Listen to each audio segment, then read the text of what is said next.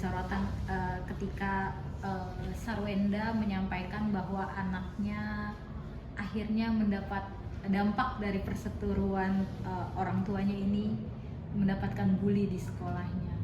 Kan ini udah menjadi konsen Pak Agus ya, sebelumnya sudah mengimbau bahwa ini akan berdampak pada anak. Akhirnya terjadi.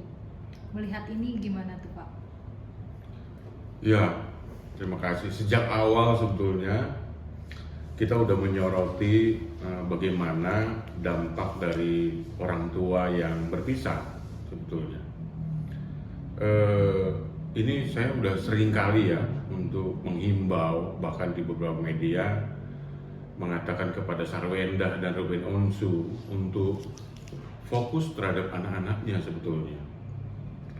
Kan sudah diambil keputusan untuk berpisah, sehingga harusnya permasalahan antara kedua belah pihak atau masalah orang tua itu harus dikaitkan juga dengan kondisi anak-anak. Ketika sudah berpisah, ya mereka sudah sepakat sebetulnya.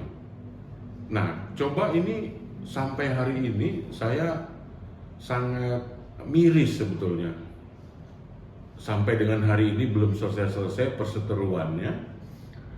Coba bayangkan, sepanjang berapa bulan nih? 4-5 bulan anak-anak itu terganggu pasti psikisnya. Dan ingat ya, hari ini Sarwenda dan Ruben Onsu memperlihatkan kepada anak-anaknya adalah sikap orang tua yang seperti ini.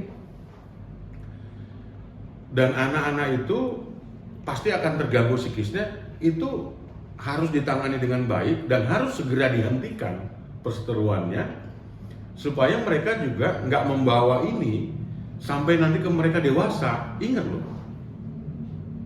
seringkali orang tua tuh lupa demi egonya.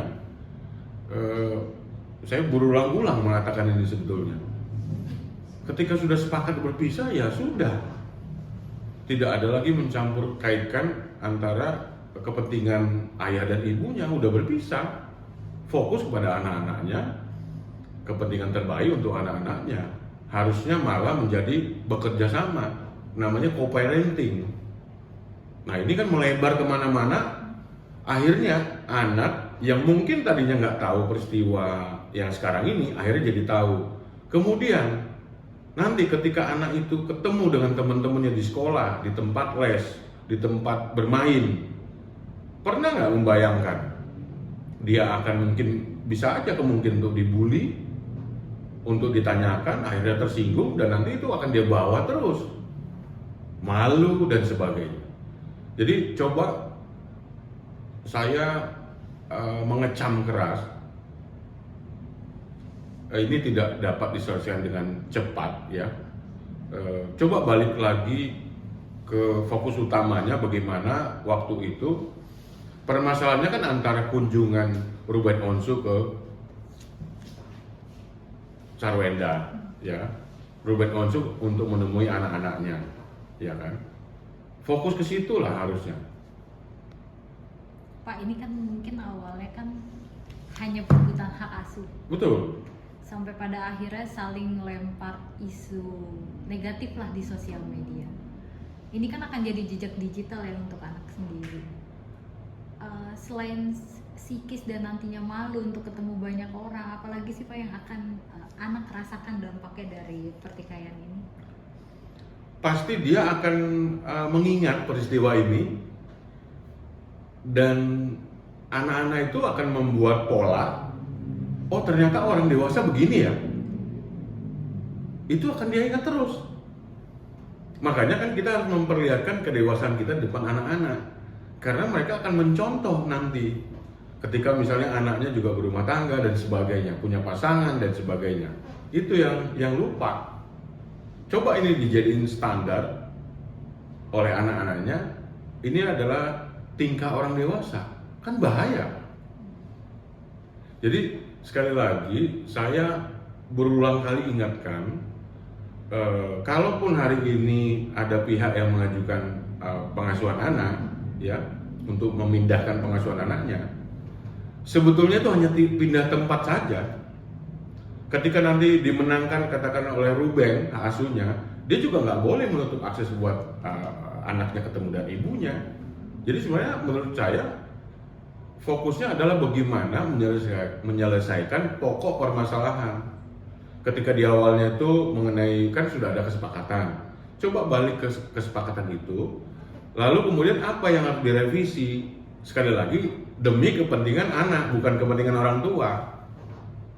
Kan waktu awalnya adalah Ruben Onsu sulit untuk ketemu anak, Sarwenda membatasi dengan alasan dan sebagainya lah ya, ada nafkah yang belum disampaikan. Coba balik ke situ, karena itu inti permasalahannya sebetulnya. Ini hari ini berbulan-bulan melebar kemana-mana, semakin terbuka, yang harusnya mungkin anak nggak mengetahui jadi tahu sekarang. Bisa kita bayangkan pembulian yang akan dia terima dari teman-temannya. Itu yang poin pokok. Atau apa sih yang dicari dalam perseteruan ini? Apa mau supaya viral tiap hari di sosial media, kemudian naikin ratingnya sebagai artis, tapi melupakan anak yang tersakiti, ya, psikisnya, karena udah otomatis. Kalau diperkenankan, kami akan mau mengunjungi anaknya Ruben Onsu atau Sarwenda untuk kami bawa ke psikolog. Nanti coba kita sama-sama cek bagaimana kondisi anak itu hari ini. Itu yang terpenting sebetulnya. Apalagi kan di sini ada rekaman CCTV yang memperlihatkan sosok ibunya yang terlihat kayak lagi marah-marah. Bahkan ibunya juga membongkar dugaan perselingkuhan yang dilakukan ayahnya. Ini kan nggak baik ya Pak? Betul, sangat tidak baik. Dan ini jadi contoh dan mereka merekam itu dengan baik. Makanya nanti sebetulnya perlu juga anak ini direhabilitasi untuk bagaimana menetralisir ya psikisnya anak ini supaya semaksimal mungkin tidak terganggu psikisnya sampai nanti dibawa ke jenjang dewasa seperti itu. Tapi si ibu sendiri ini kan selalu menyebut anaknya di bawah asuhannya baik-baik saja. Ya, kira-kira kalau dengan berita seperti ini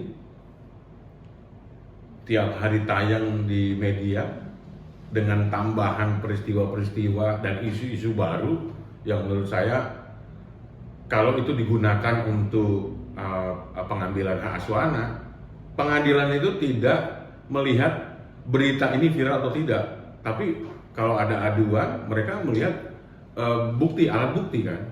Dia nggak penting apakah ini viral di sosial media atau tidak, seperti itu. Kalau ini maksudnya untuk berusaha mempengaruhi pengadilan untuk putusannya, seperti itu. Karena pada dasarnya tidak ada anak yang baik-baik saja ya Pak. Ketika ada dampak dari perpisahan aja dulu, tidak ada yang baik-baik saja ya Pak. Sebetulnya makanya saya ulang-ulang ini sebenarnya di sosial media, wartawan, di TV bahkan ya. Berpisah aja itu udah menyakiti anak. Dan kita nggak minta persetujuannya, kita lakukan perpisahan. Itu aja udah menyakiti mereka. Ditambah lagi dengan peristiwa ini, wah luar biasa tentunya. Makanya ada contoh orang tua melakukan co-parenting dengan baik.